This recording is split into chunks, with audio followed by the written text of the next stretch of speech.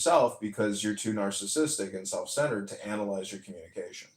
So I'm not talking to you personally. I'm talking to, like, general clown house theory. Thank you. Well, even with myself, that's what I was actually saying in the room the other day. Is that if anything, because I've thought about what you said about commoditizing and all this stuff and how to do it and how to get content and all the things, and if I want to even produce that much and all that shit, and if anyone does or should, or if it's worth it, all of it. I've thought about all of it, and I was just like, you know what? If anything, I got to walk away from this just learning about how much I say or don't in a sentence, and how I'm received, my rhythm, all that. Like, if anything, it's like a training, like you said. Yeah. It is public speaking training, and any kind of conference call you have with coworkers or in like a meeting with multiple people, your tone, your intonation, your demeanor, your personality, your vocal inflection, everything is hyper analyzed. And this really is the social super uber training seminar that everybody really does want and need. And as American speakers, we spent a lot of time with ESLs overseas, essentially getting free English communication training from us. The lemons, the slaves of this abyss. But the thing about the abyss and hell is this is where, it is like the Matrix. It's like a hologram where you can come here to create. And no one here is capturing their creations or exporting it. So, as a comedian, I feel like that is the primary role of the comedian is to capture and export the comedy.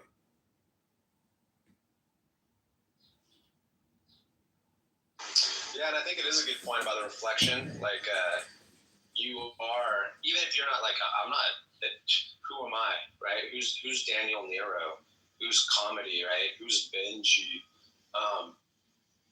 We are reflecting when we have the conversation, no matter who you are. So it is really interesting. And I think you're right about getting that freaking breakdown and the crash out and having it be a learning lesson for people who are on the outside looking in and going, what the fuck is Clubhouse? It's pretty interesting shit, dude. Yeah, I mean, you couldn't create this experiment if you had to, like, to try to do it off of Clown House, like, to because you'd have to technically post to Craigslist and create, a milieu or like a group session. They everything was figured out in the 60s and 70s. I'm serious. Like race theory, creativity, art, freedom of speech, everything great with regards to freedom, liberty, and communication and art has already been completed. So all we're really dealing with is censorship.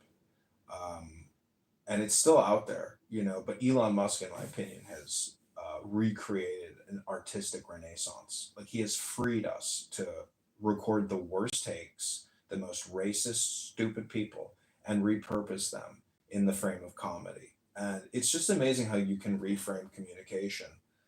It's unbelievable. It's juxtaposition. And if you're not, like, aware of what's, again, it's just inside joke, outside joke.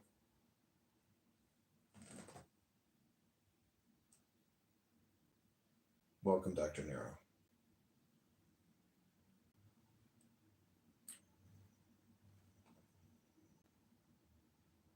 Dr. Nero, we're talking about repurposing Clubhouse content on YouTube, TikTok, Instagram, Snapchat, etc. Wherever you think repurposing will do good. But we believe that the crash outs are technically uh, the crescendo of all communication here. So if you can repurpose crash outs, it could have viable commercial financial repercussions.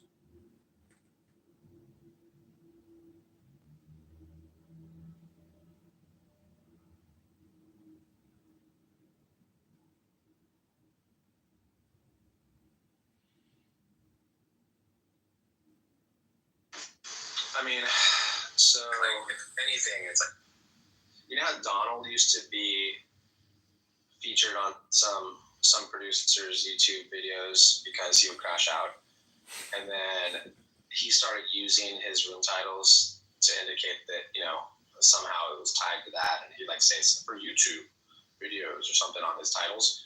I thought that was funny because then everyone got bored of Donald because his crash outs are just dumb.